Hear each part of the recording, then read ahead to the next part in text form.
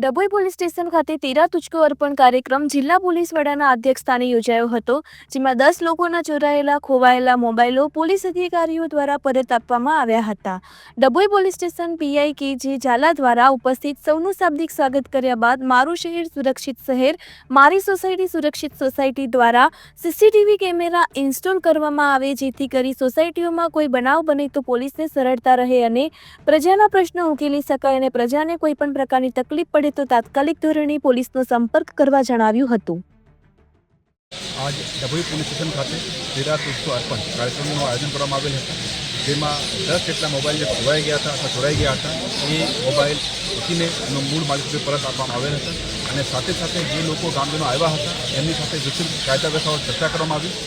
અને શું કરવું શું નહીં કરવું, ખાસ કરીને ડ્રગ્સની